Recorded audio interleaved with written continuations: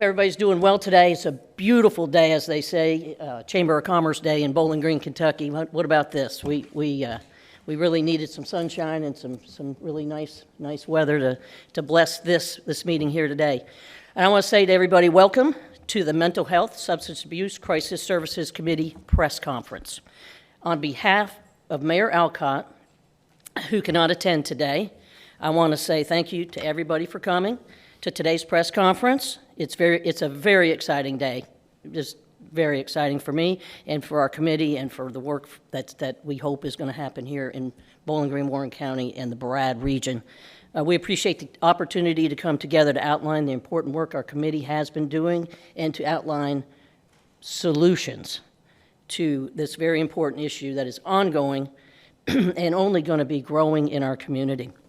I want to say a special thank you to all the committee members. If you're serving on this committee, please raise your hands and be recognized.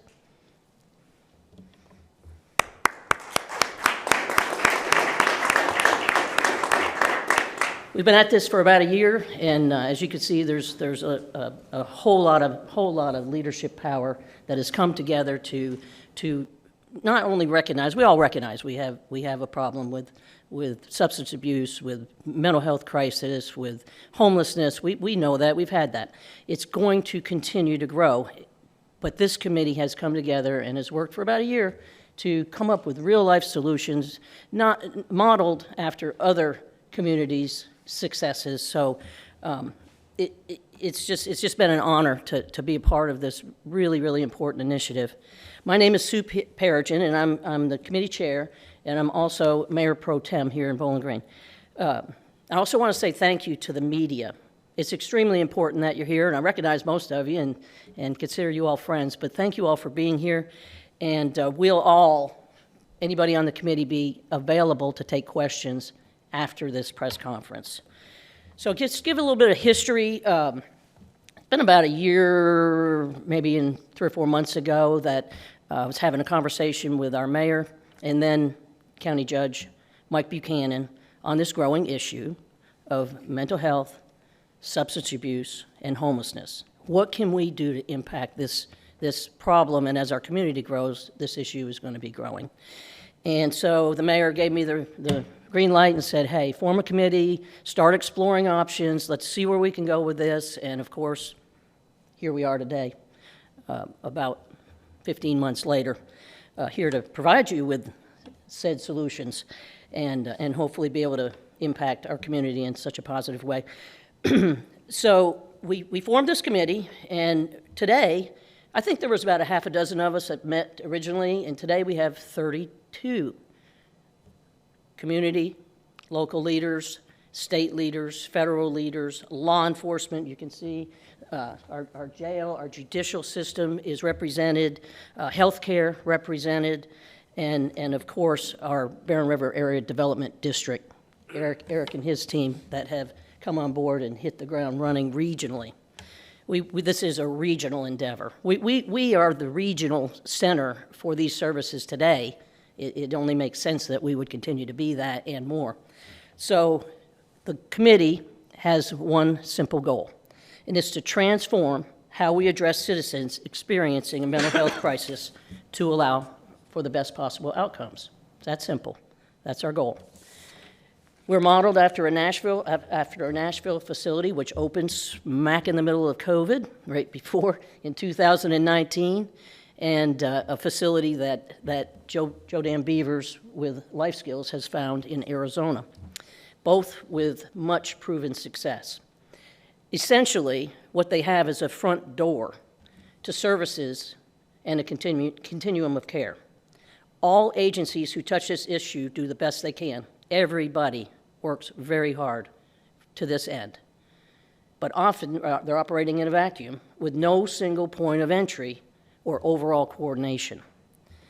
So, and most of us on the committee have visited the Nashville facility, and I think once our eyeballs laid, thank you to Melanie Watts for opening our eyes there and bringing us down there and coordinating all of that. I think once our eyeballs saw that, we were convinced that's what we need for our region. That is if you can get there, please do. That goes for the media. It is really a life-altering experience to go down there and see what impact they're really having. Our model.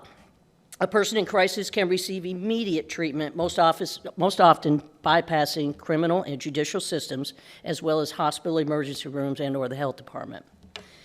This model will allow for those in crisis to receive immediate treatment from mental health and substance abuse professionals, specifically trained in these arenas, thus allowing our law enforcement and jail professionals to do what they're trained to do. This model allows for a greater chance of positive outcomes and a more productive citizen, as well as significantly decreasing the incidence of homelessness in our community. This is a regional model, again, and will serve our Brad area and beyond.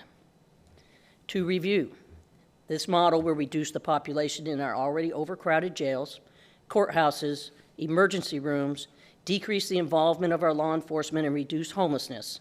That's just to name a few of the benefits. Finally, this model is scalable and can be replicated across the Commonwealth.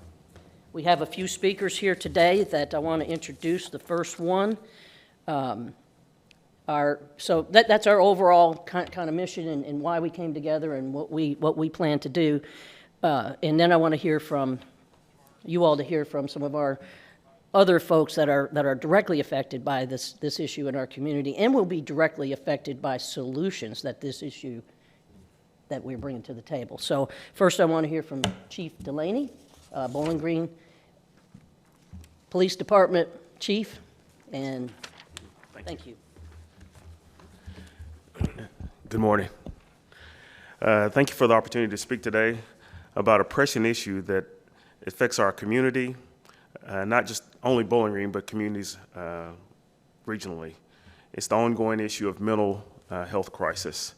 Every day our officers they encounter individuals in crisis.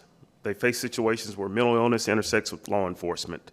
These encounters are unpredictable and sometimes lead to tragic outcomes. For years we've been ringing the bell that this is not just a law enforcement issue, but a societal issue that requires a comprehensive and compassionate response. First and foremost, let me emphasize that officers are trained to handle these situations with care and professionalism. Officers utilize de-escalation techniques, and every officer is trained in crisis intervention to ensure the safety of everyone involved. However, despite our best efforts, we recognize that we can't do this by ourselves. We have to address the underlying issues of mental illness.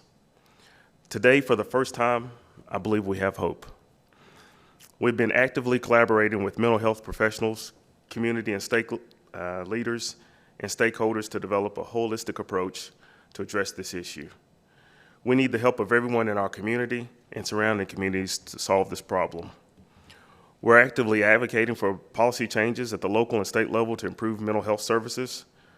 The Bowling Green Police Department alone averages over 400 personnel hours each month assisting those in mental crisis. In 2023, we encountered 943 people in mental crisis. On average, that's almost 3 people every day. This dedicated group has joined together to develop a model that will help our region, and it can be duplicated across the Commonwealth. We must continue to work together to address the underlying issues of mental illness, such as poverty, homelessness, and substance abuse. By addressing these factors, we can create a more supportive and inclusive community where everyone has the opportunity to thrive. In closing, I want to reaffirm our commitment to serving and protecting the residents of Bowling Green. We will continue to collaborate with our partners and address the mental health crisis, but we can't do it alone, like I said. We need your help, your compassion, and your commitment to making our community safer and healthier for everyone. Thank you.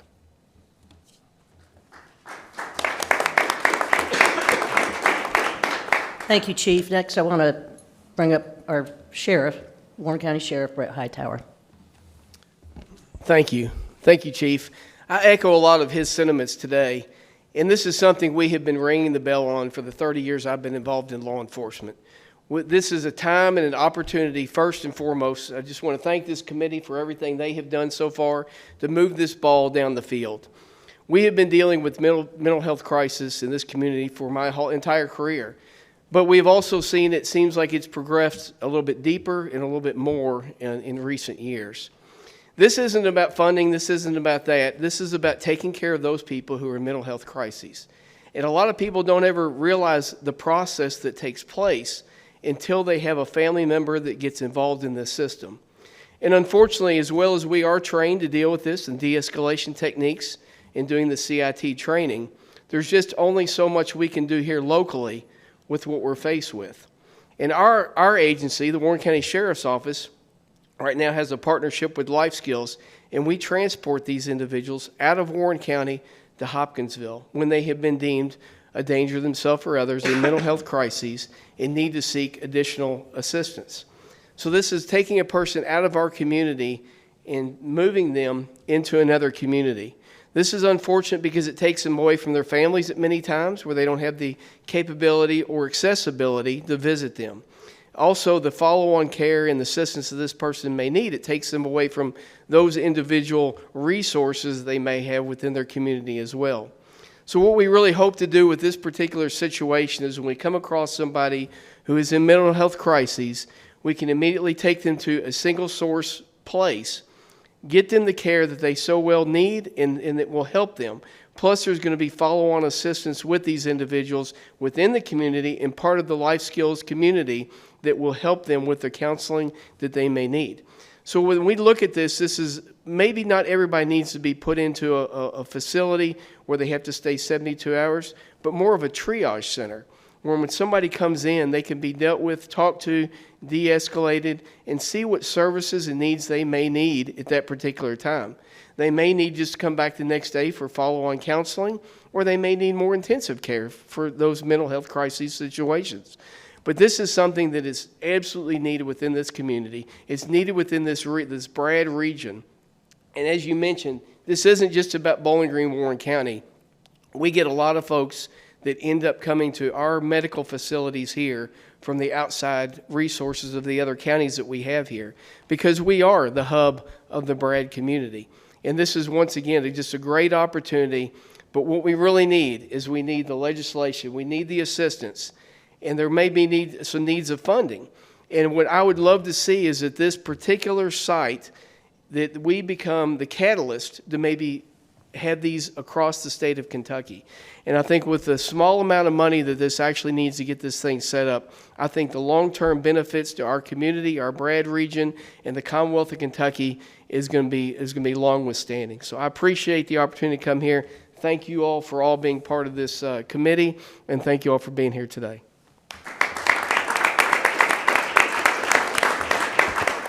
Thank you, Sheriff. I don't want to be remiss in not introducing our fire chief, Chief Brooks.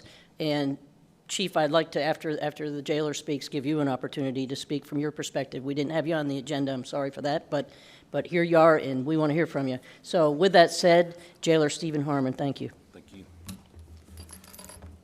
I appreciate the opportunity to speak from a correctional point of view on this project.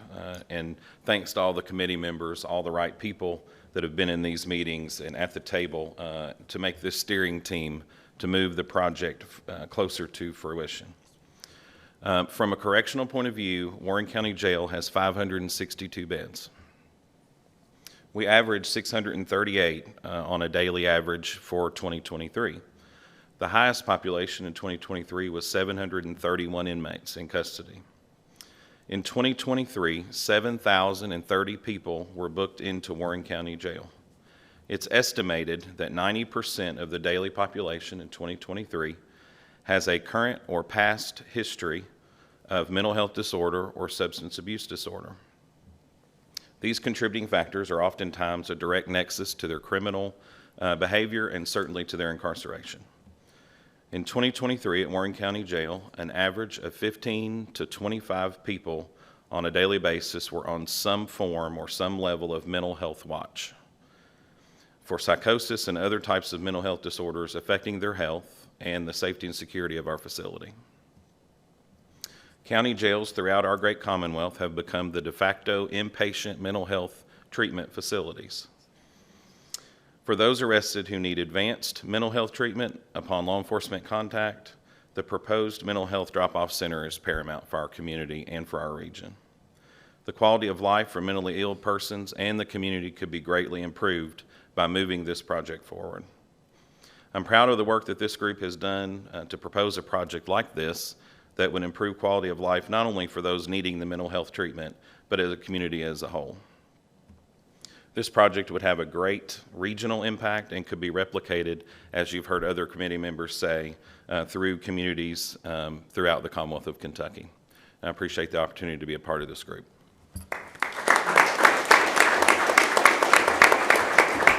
That's truly staggering. Chief Brooks.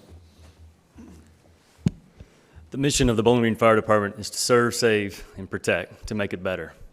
At the end of each day, we ask ourselves, did we serve them? Did we save them? And did we protect them?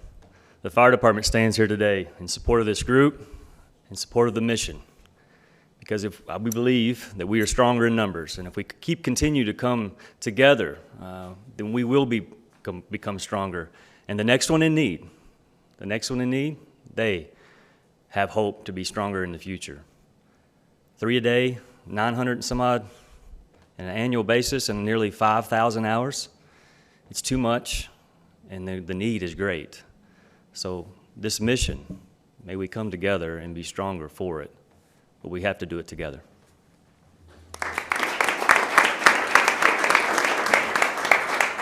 Next up, our wonderful state representative, Representative Kevin Jackson, been on the job for 15 months, just about, and has made a massive, huge impact in our community already. Can't say enough for your work.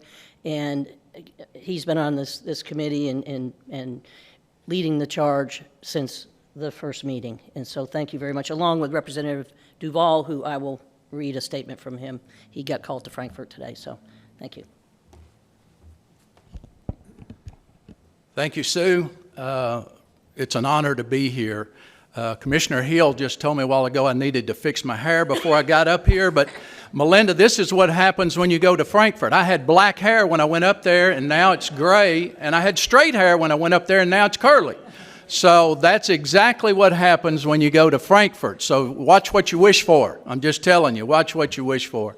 But I am excited to be here. I've been excited to be a part of this committee from the get-go.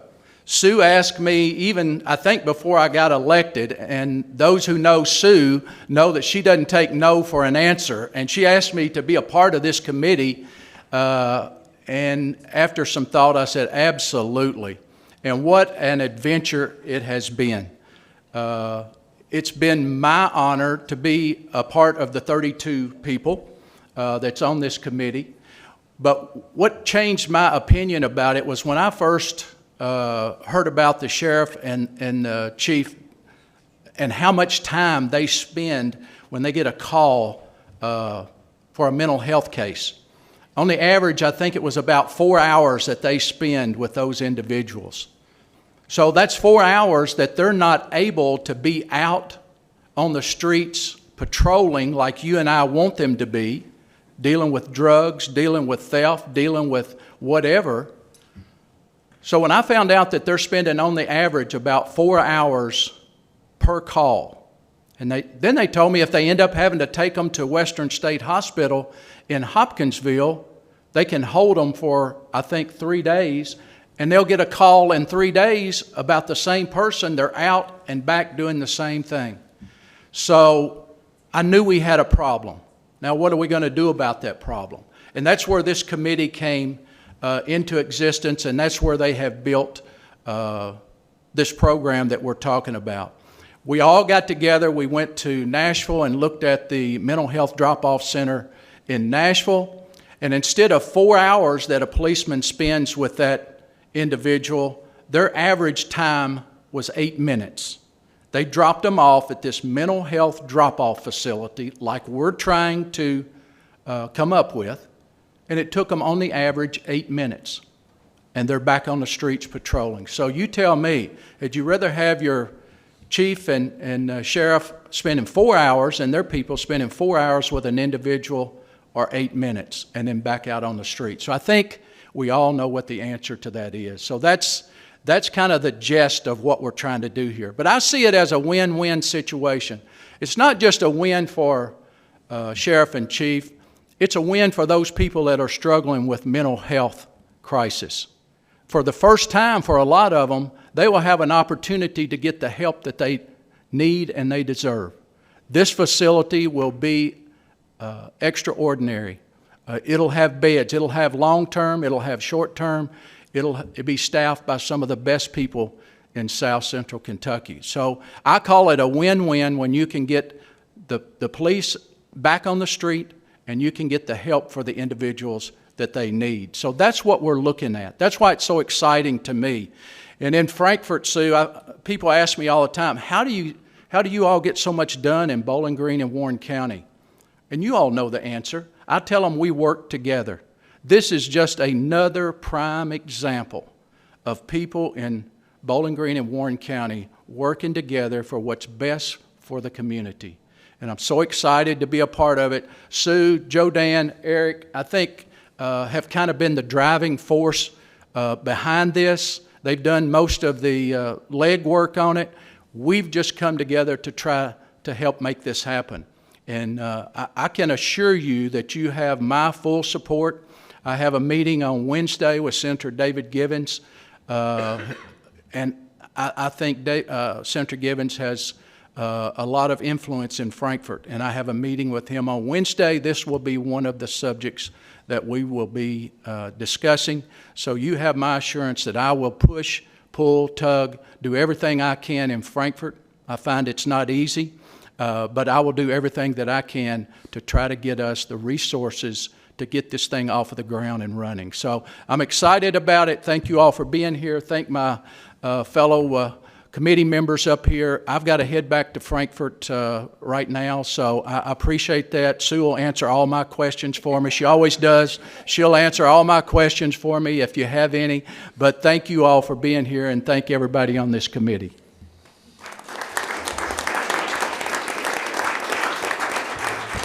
Thank you, Representative Jackson. I'm going to add one more win to that, because I could think of about a dozen wins, but the other win, not only getting these folks the help that they need, targeted by professionals that are specifically trained for that, is reducing the population in our overcrowded jails. A lot of those folks don't belong there. That is not the right mental health intake facility for them, which will reduce the activity in our judicial system, which is backlogged and clogged up. So there's just so many wins in our community, and I can't thank Representative Jackson, Representative Duvall for recognizing this and making every single committee meeting that we have had, they have been there. With Representative Duvall has sent me a text message that he would like to read. He got called out to Frankfort today, but I'm going to read this on his behalf. Thank you, Representative Jackson. Safe travels. Thank you for being here today. I regret that I'm unable to attend due to a last-minute committee meeting that was called in Frankfort. I'm thankful that we care so deeply for the mental health of its citizens. The leadership team gathered here today is uniquely qualified to ensure that we continue our commitment to be a compassionate community. We have an obligation to help provide healing and encouragement, and that's exactly what we will work to achieve. Thank you, Representative Robert Duvall. Let's give him a little, thank you, Robert Duvall. So those are the problems we laid out, the challenges that we're facing with this issue. We want to now present to you some solutions. And to do that, we are going to have Joe Dan Beavers, who is the CEO of our Regional Mental Health Facility Care Center, and he's going to outline some solutions. Thank you. Well, good morning, everyone, and it's an honor to be up here today, not just with the folks behind me, but with several of you in the audience as well, too. This is something that we have been working on as a community, as a regional group, really my entire time at Life Skills, and I just want to draw some attention to some folks that are here that have had a big part in this. Melanie Watts here. I can remember conversations we had about this back when you were still with the Bowling Green Police Department, and you've been a champion for this initiative for well over a decade, and we wouldn't be here without you and some of the connections that you've helped us make. So really appreciative. We're fortunate to have leadership like this in our communities. We also have with us Matthew Hunt, Executive Director for our Barren River District Health Department, Eric Hagan with MedCenter Health, Executive Vice President of the Rural Hospitals, along with Eric Sexton. This group have been planning some larger regional initiatives that really put us at the forefront for a lot of the solution and problem solving for these challenges that you heard about. And we're fortunate in our committee that we have these folks available and willing to help. I joked with a couple of them earlier that we're spending time in Frankfort. It's like, don't spend too much time up here. We don't want these folks stealing you away from us in South Central Kentucky. We need you here. But we're really, really fortunate to have some great, great individuals here that have dedicated their time, talents, and resources to helping us solve some of these challenging problems. And they are challenging. But they aren't unique to us. The problems that you heard about from our police, from our sheriff's department, our jailer, the justice system, all of these folks, though, and I say this without hesitation, are doing a really, really good job with the tools and resources they have. Some of the challenges that we have, though, is that sometimes we don't have enough of the resources or the tools that we need. And so what we're talking about today really is a new tool for us to use to help combat some of these challenges. And the good news is it's not something we've had to invent on our own. We know that this works. It's been pioneered in other communities across the country with peer-tested and evidence-based results that we know will help us move the needle in a positive direction for these individuals. And so our job has really been to look at those best practices and find out how we find the best Kentucky version of that for our communities, and to start it right here in the Barren River area, because we know we've got the bedrock foundation to make this successful. But why we're involved, it may be just a minute or two to explain who Life Skills is and what we do. And so Kentucky is fortunate. We have 14 community mental health centers created by statute in the mid-'60s. It was born out of a federal initiative, the Community Mental Health Act from the Kennedy administration, that we're pretty sure actually was maybe the last piece of legislation he signed before his assassination, but created this system to try to keep people safe and treat them appropriately and humanely in the communities. And so at the time, Kentucky was one of the first states in the union that had that access in all 120 counties. And so we have a history of this type of innovation. We've got the infrastructure built. As this region, the 10-county Brad region's community mental health provider, we are a quasi-governmental agency created to be that safety net provider to help those least fortunate in our community. That's our role at Life Skills. So we were thrilled to be part of this work together, but we know it takes more than just us, and there's several other community providers in the room that help with those. We've got a great set of both inpatient and outpatient providers and resources in the community, and so we hope that this really just provides us the opportunity to link all those together and take advantages of the system of care that we have in place in the region. But you've heard a lot about this program and this facility and what it is, and really it is the genius of it is twofold. Part of it is the actual physical design of the structure and how it is geared towards the individuals in crisis and their families, less of maybe a sterile institutional setting and more welcoming and inviting, and hopefully help combat some of the stigma along with seeking help with these problems.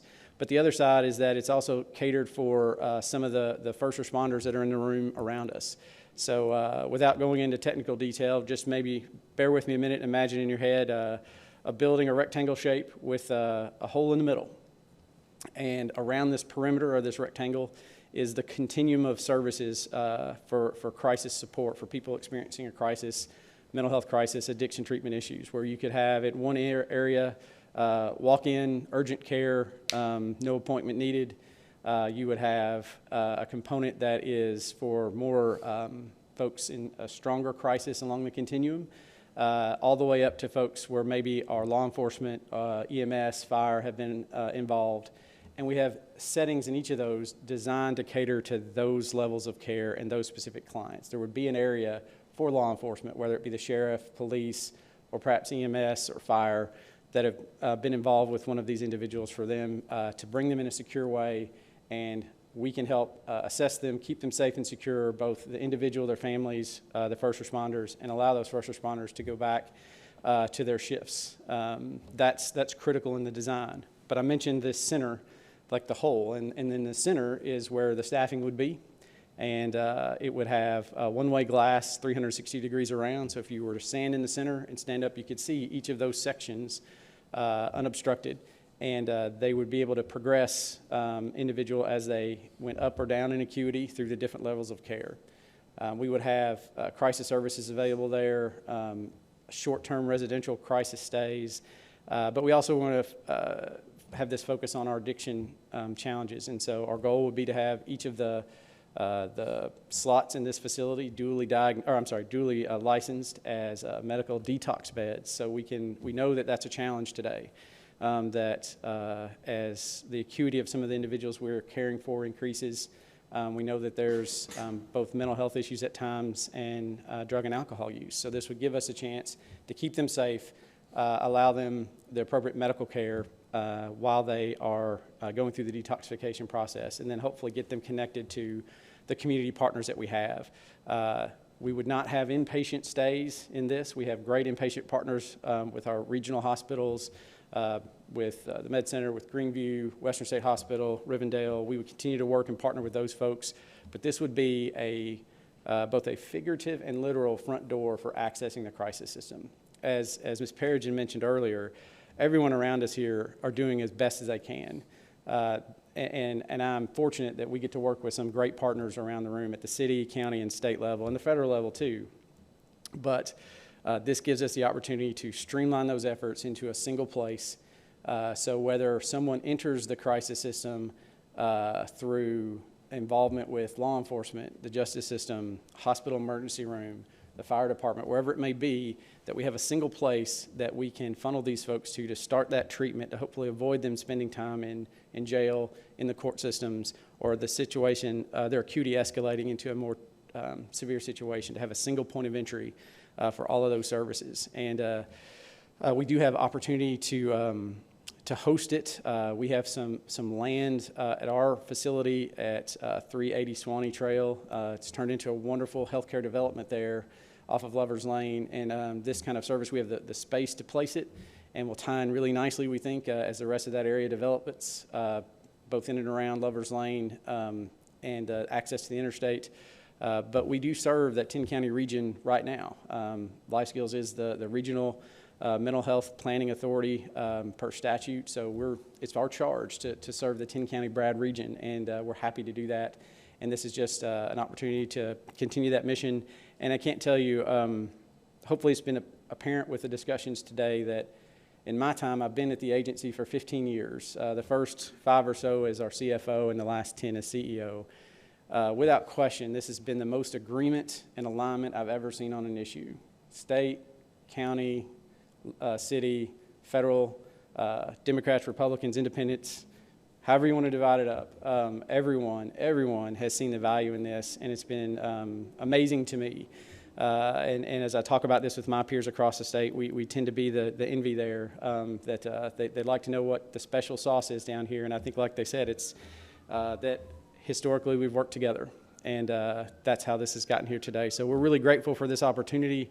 We think that we have the ability here to set the example and the model for addressing this challenge in rural and suburban Kentucky, and that other population centers like this can follow what we're doing and use this as a stepping stone to creating a safer community for all those individuals across the Commonwealth. So I appreciate your time today. Everyone here, I should name everyone that's in the room. You guys have all played significant roles in this, but we're just really grateful for your time and your talents that you've invested in trying to serve those less fortunate. Thank you.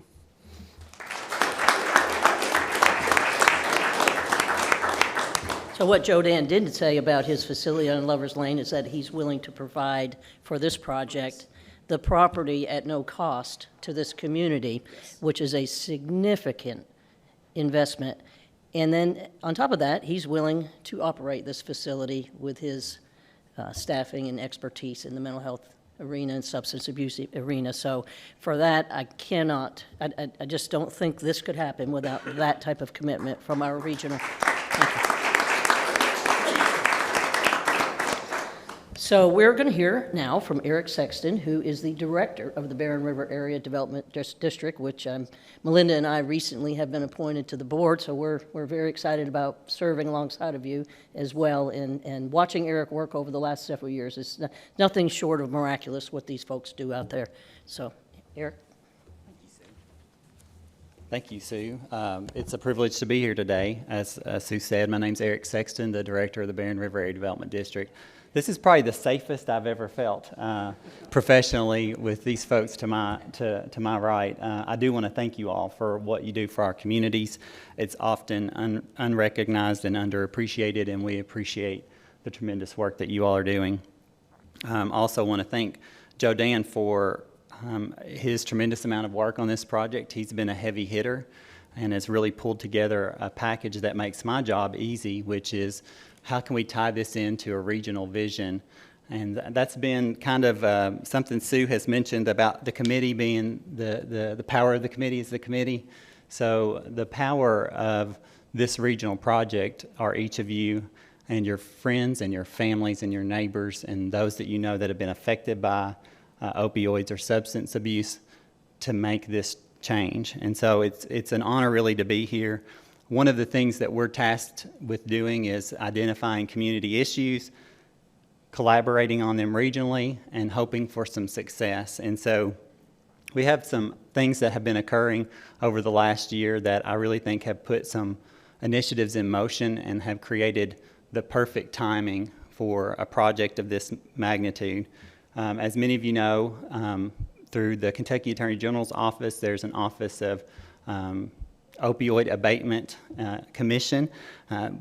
Due to the work of the Attorney General, there'll be somewhere shy of $7 million coming to our region over the next 10 to 15 years. Some of that is already starting to trickle into our communities, and so one of the things I was asked to do is how can we help guide our local elected officials in some best practices and policies on how to utilize that money. And so I said, wait, don't do anything with it. And that seems maybe like something you wouldn't tell someone to do that maybe just had some money come into them. But because I knew that there was these projects going on and these discussions in the community, I felt like it would be good advice to have our communities to wait to see what regional opportunities we could bridge together. So I want to speak briefly on that to kind of let you know what the regional vision is for the future as it pertains to the opioid crisis. So Joe Dan did a really great job of giving the overview of the Mental Health Crisis Intake Center, which really is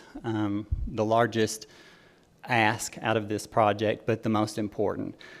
It will require a capital expense and some heavy lifting, but there's a synergy in our region that hasn't existed before when it comes to projects like this.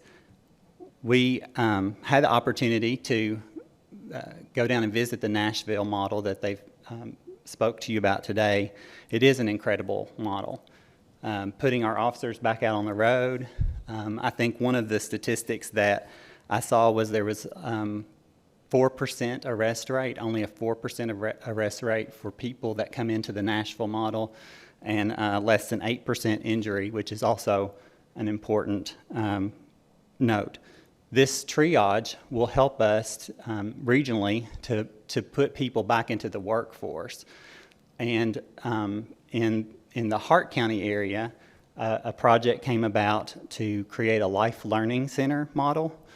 So we have somewhat sufficient beds for our community, but we don't have a model that after their triage takes them and puts them back into the communities where they can work and contribute to society. And so the Life Learning Center model pairs very well with this project and the ultimate vision of creating an Office of Drug Control Policy for our region. That's going to be important as we get all of these projects going the next couple of years, because it can help our local officials create good practices and policy, and it can also serve as kind of a point guard for these larger projects, ensuring that everybody's staying on point and on task.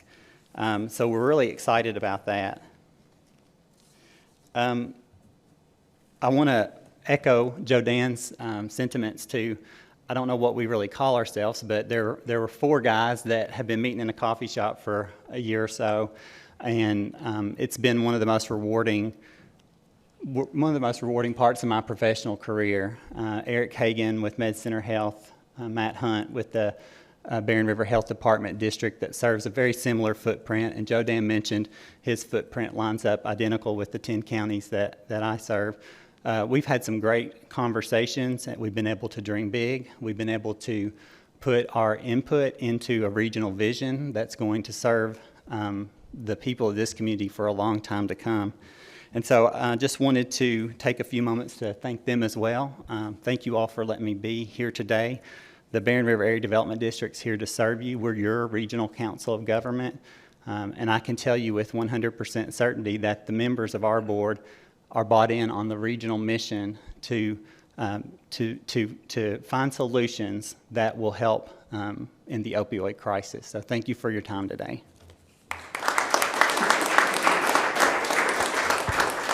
So I want to thank County Judge Gorman for being able to be here today. Thank you so much, Judge, and all your support. And it would be remiss if I didn't offer for Eric and Matt to come up and maybe say a few words on how this impacts your organizations. And I want to put you on the spot, but you know, if you could just give us a 1,000-foot overview of what this issue is doing for your organization and what the solution might be able to help you with. This is Eric Hagan,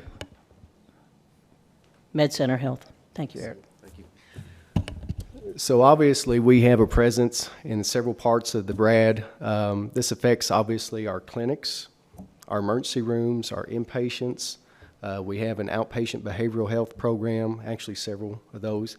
We just started doing some of the addiction MAT programs or the medication-assisted therapy programs because of the need. So, yeah, we touch this in a lot of ways, but as echoed or mentioned before, the vision that this committee has formed, I think, will help us going forward in coordinating all that. I think, like everybody has said, unfortunately, we've been operating maybe in more of a silo approach, and we weren't as effective. These guys do a tremendous job, but you know, I think we all feel like they have other things that are just as important, and so if there's a way for Joe Dan and his team to support that, to where they can get back to doing their other things that we need them to do and protecting us, we appreciate that as well. But thank you again for the committee and from MedCenter Health. Thank you for this initiative. I think it'll be a tremendous benefit to our organization as well. Thank you. Thank you,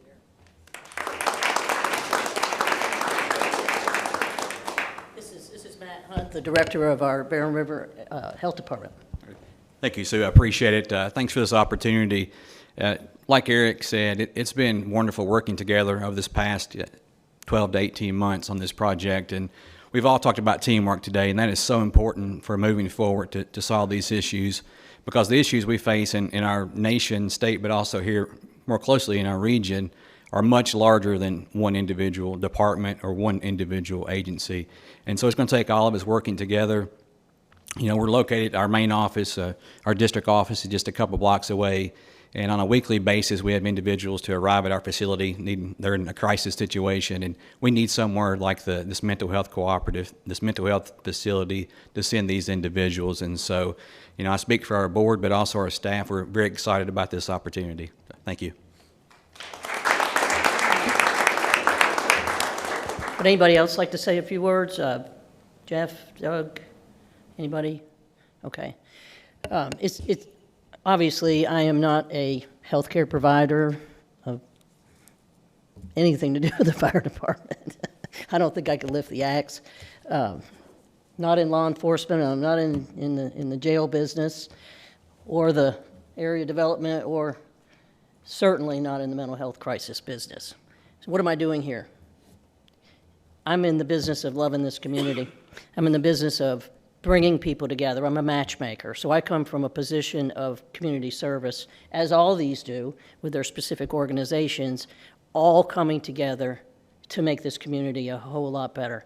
And so it's been one of the most prideful things that I've been able to do, and I appreciate the mayor allowing me to do this, to bring folks together that actually can make a difference.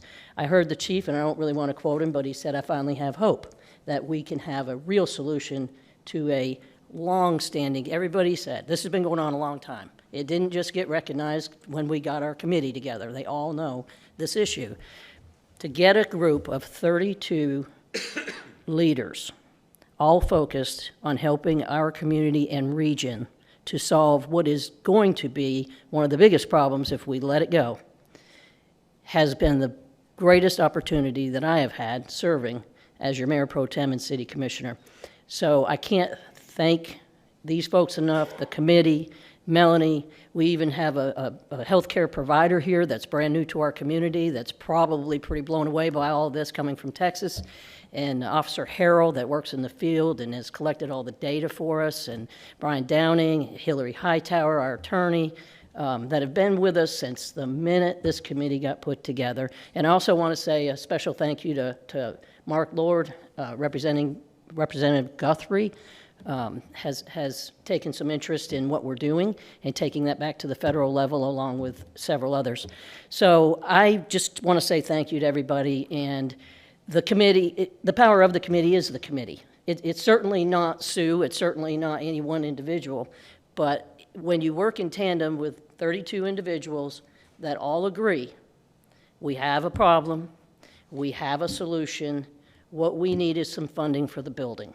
What we're asking our representatives in our region and at a state level is to fund the building. We do not need the land. Joe Dan's given us that. We don't need anybody to operate. Joe Dan is going to provide those services as he already does alongside a lot of other stakeholders. So what we need is this physical building. So that's what we're asking at the state level. That's what we're going to we're not going to fail here. We're going to do this, and we're going to make it happen with the likes of Robert Duvall and Kevin Jackson and David Gibbons and Max Wise and Mike Wilson and our folks in this region. They all recognize the importance of this and the impact that it is going to have and the scalability that this will have across our Commonwealth. So I want to thank everybody for coming. That concludes our press conference. Anybody here is open to take questions. I'm going to, how they say, volunteer them, volunteer them for that. And also, the call to action that I'm going to challenge each person in here, if you're media, you live in this community, this affects you. Anybody that's here from the committee, especially those from the committee, and I want to thank Debbie Hyland, our public information officer and right arm to our city manager, for putting this together. This press conference would not have happened without her expertise and ability. I've been at press conferences, but I've not led a press conference, so I'm learning all kinds of things at my later age, and I appreciate you challenging me to do that. So she has a list of our representatives in this region, and my call to action to each one of you all, everybody here in this room, make the phone calls, call your representatives, leave them messages. Tell them how important this is. It's about $23 million for the building, Joe Dan, somewhere? That was the total cost for all the initiatives. Okay, so total cost. If that was in my bank account, I'd be a wealthy person. As far as the impact that $23 million is going to have on this region, and then again scalable to the Commonwealth, it's a drop in the bucket. It is a drop. So we're asking for it. Please, you all, ask for it. You know, we need to demand it. We need this facility. We need to show a model that's going to really impact the health and well-being of our citizens and get them productive, get them the help that they need on the front end. Don't wait till they get into a jail cell or into the judicial system, or let's not wait. That's not fair to that individual. No apologies for mental health issues. I think we all have moments where we're challenged, and some more than others. So thanks to each and every one of you all for coming. We're here for questions, and I can't thank the media enough for coming out and helping us to get the word out. Thank you all.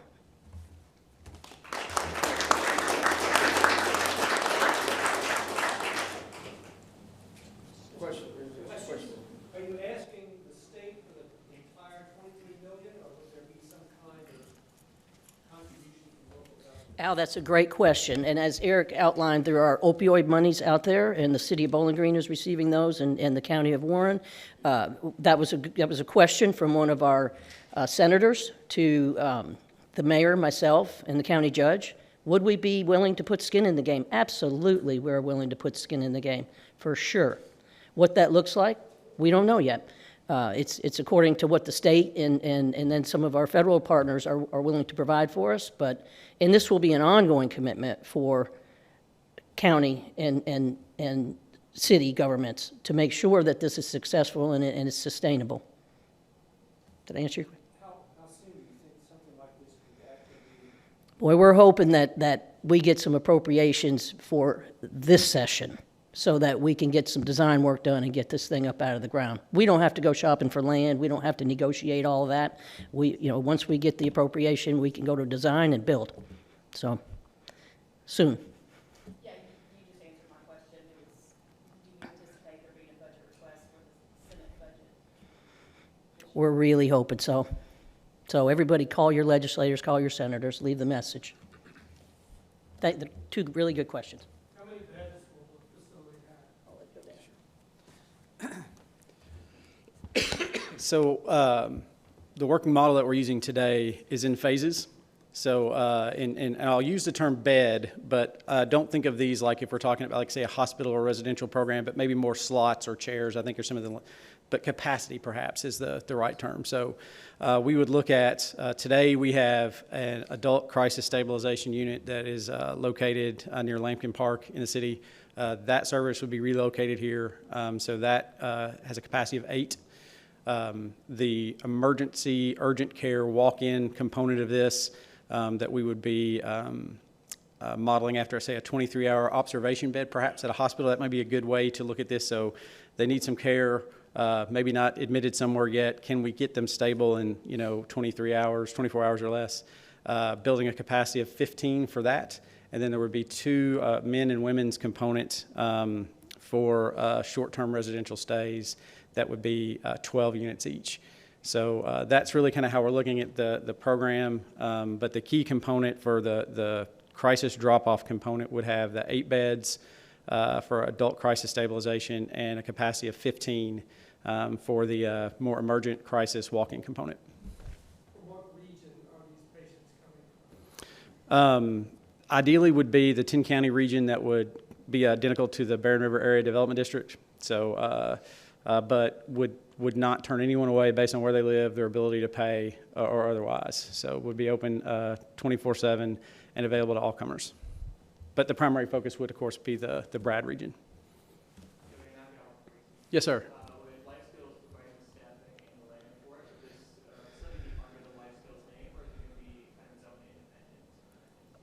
independent? I think to be determined. So there's lots of ways, and we, like I said in my comments, there's been this model developed in cities across the nation. This really is the leading edge of crisis treatment. We've studied groups in Maricopa County, Arizona, Nashville, Tennessee, a few in Ohio, Texas, Illinois, Georgia, a handful of states. There's really anywhere we can see news about this type of service work, we're trying to read and research as much as we can. And some of them are structured different ways. For us, it's what gets it to the finish line. So we're open to whatever structure we need. I think at a minimum, though, because of the commitments that we're asking for the city and the county, we will have accountability measures. Some of our peers behind me mentioned what they saw in Nashville. That's a similar model there.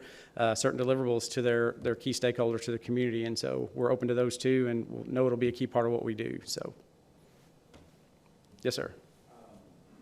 Going back on the staffing part of it, initially, how many individuals do you think would be, working at the beginning of this opening of the facility? So that's a good question. So if those didn't hear, it was basically asking about staffing patterns, how many think we would need. So based on the projection we have right now, 80 to 90 full-time equivalents to staff. If you think all of those, basically 3 to 4 primary programs operated 24 hours a day, 7 days a week. So, but that's, again, preliminary estimates. There's some good indicators to model your staffing based on the patient flow. So as this program develops and we understand the cycles and when the peak times are and maybe the non-peak times, we'll adjust accordingly. But based on the estimates we have today, that's what we're counting on.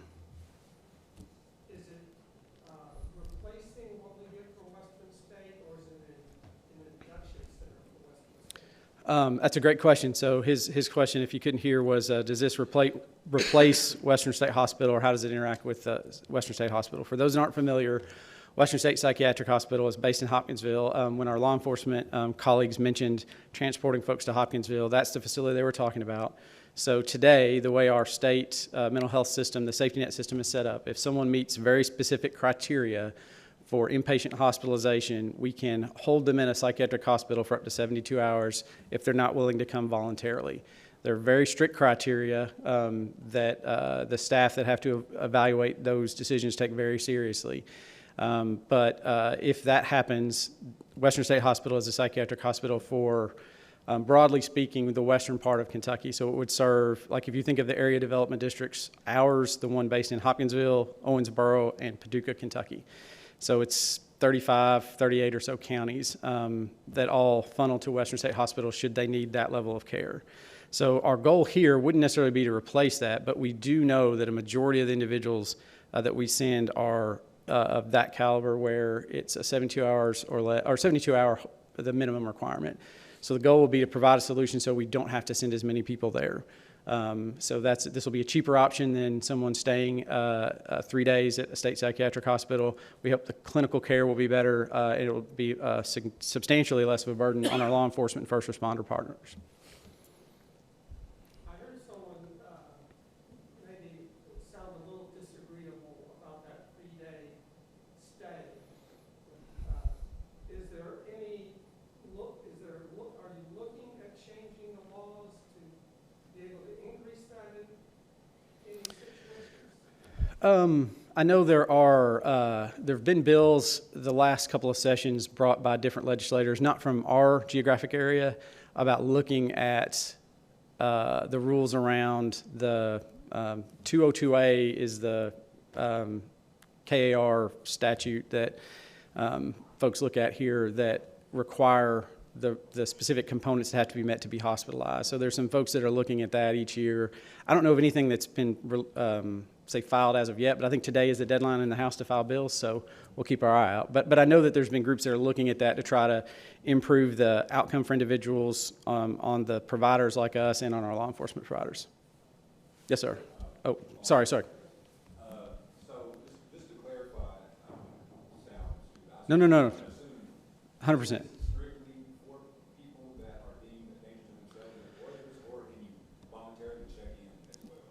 All the above. So anyone could walk in. Just think of this if we're talking about your physical health care, primary care, like an urgent care doctor's office, where you could just walk in on your own. That would be the front door, the lowest level of acuity, voluntary walk in. Maybe just need to talk to someone who'd have immediate access. But then in the same location, we would be able to triage up to inpatient hospitalization. So if you're in a crisis, whether you came yourself or you entered the system of care somewhere else, whether it's one of these gentlemen to my right and their programs, or the community was involved, or you were had a friend or family member that you were be able to convince to come in, it would be all of those, but have specific design factors to cater to those needs. So there would be a component that is where we would treat our law enforcement and first responders as priority customers.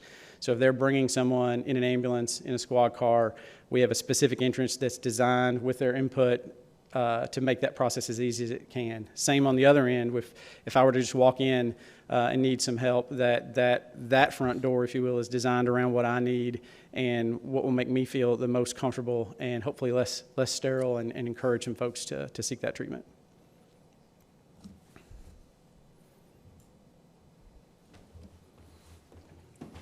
Okay, guys, great questions. In each one of your media packets that, again, our very professional public information officer, Deb Hyland, has put together is a white paper that outlines the history of the committee, the overview that I talked about, the impact to each one of these agencies, that if we can get this facility, how positive the impacts are going to be to our, not just the citizens in a crisis. Sometimes it's just straightening up your medication. It's that simple sometimes. You know, it doesn't have to be a 3-day stay in Hopkinsville. It can be a 20-hour stay in this facility. But everybody here is available for questions afterwards, but thank you all very much, and we really appreciate everybody being here and the media helping to get the word out, and you all contacting your legislators and letting them know you want this for your community. So thank you very much.